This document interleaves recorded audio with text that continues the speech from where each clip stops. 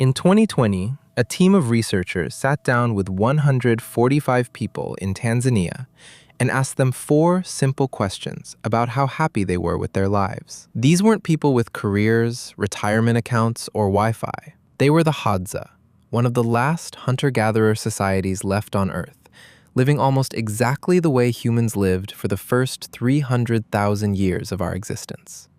Their average score came out to 5.83 on a 7-point scale. That doesn't sound dramatic until you compare it to the other side of the table. That score beat every single industrialized country ever measured on that same scale. Not most, every one. So here's the question this video is actually built around. If you stripped away money, medicine, the internet, and every convenience modern life has to offer, would you end up happier, not less? And if the answer is yes, even partially, what does that say about what we actually built when we built civilization? Let's start with the number, because it's the thread that pulls everything else together. That 2020 study was led by researcher Frakowiak and colleagues, and it directly compared the Hadza to a matched sample of 156 Polish participants using the same 4-question happiness survey, called the Subjective Happiness Scale.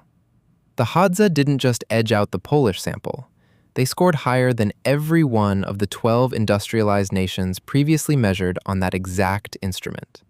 12 modern countries with modern medicine, modern infrastructure, and modern entertainment, all sitting below a population that has none of it. That alone would be an interesting footnote. But 3 years later, in 2023, a separate team led by researcher Fedurik studied something even stranger inside the same Hadza population: stress. The lower your social status, the higher your chronic physiological stress tends to run. It shows up in cortisol levels, in blood pressure, in long-term health outcomes. Fedurik's team tested whether that same pattern held among Hadza men. It didn't. Status and stress showed no meaningful correlation at all. When asked directly about worry or anxiety, Hadza participants overwhelmingly described their lives using one word, over and over across interviews: relaxed. Here's where it gets genuinely strange, though, because this isn't just one isolated group and one lucky result. In January of 2026, an economist named Matthew Basilico, working out of Harvard, published a study that took this question and applied it at a massive scale.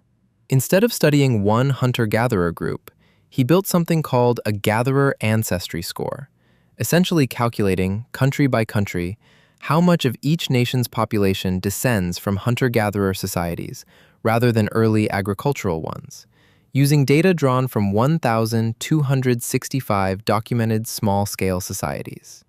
Then he compared that score against national happiness data collected across 104 countries between 1981 and 2014. The result held up. More gatherer ancestry in a country's population predicted higher national happiness, and this relationship survived even after controlling for how wealthy that country actually is today. The statistical relationship was strong enough that researchers don't casually dismiss it. Income didn't explain it away. Something underneath modern prosperity was still pulling in the other direction. So what is that something? This is where the story stops being a fun statistic and starts being genuinely uncomfortable, because the explanation isn't mysterious.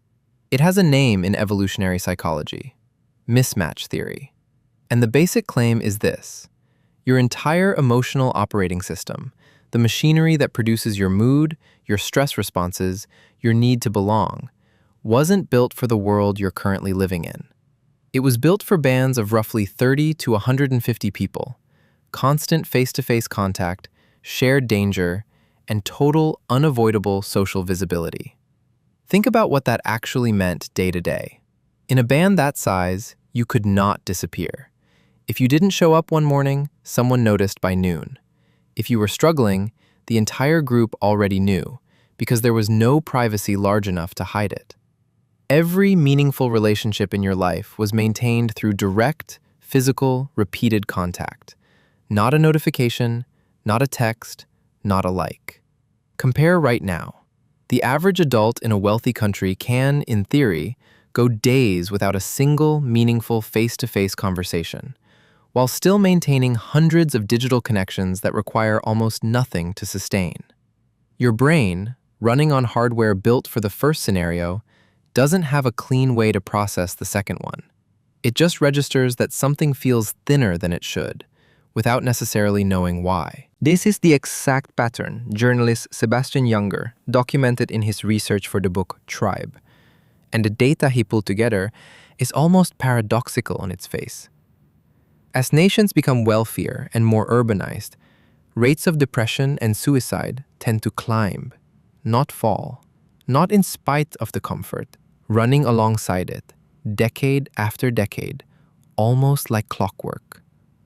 Some of the highest documented rates of depression, anxiety, and chronic loneliness in recorded history exist inside the very societies with the most medicine, the most technology, and the most material abundance human beings have ever had access to. That's the part worth sitting with for a second, because it flips the usual assumption completely. We didn't fail to build a happier world by accident. In several very specific, measurable ways, we built a civilization that runs directly against the operating conditions our emotional systems actually require to function well. So what exactly got removed?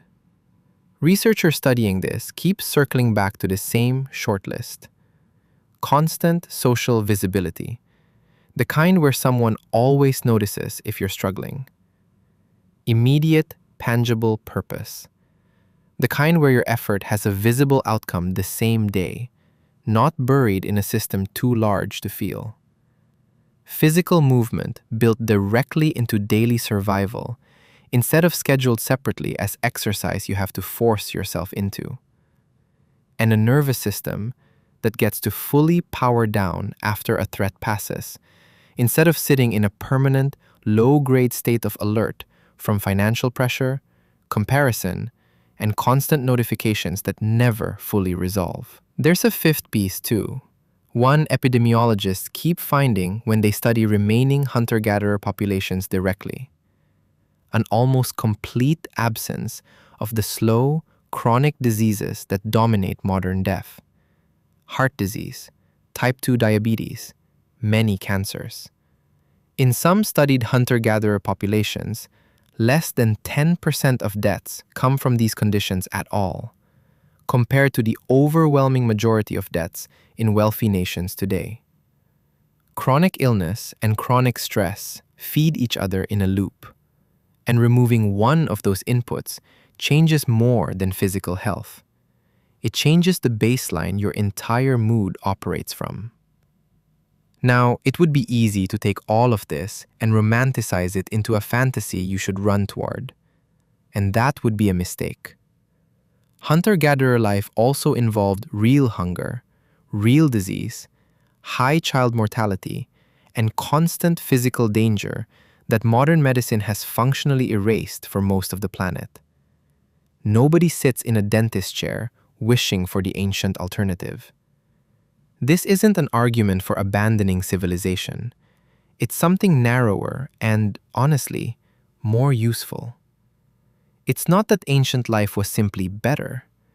It's that a small number of very specific ingredients embedded in ancient life happen to be the exact things a huge share of modern people are quietly missing, even while surrounded by more comfort than any humans in history have ever had access to.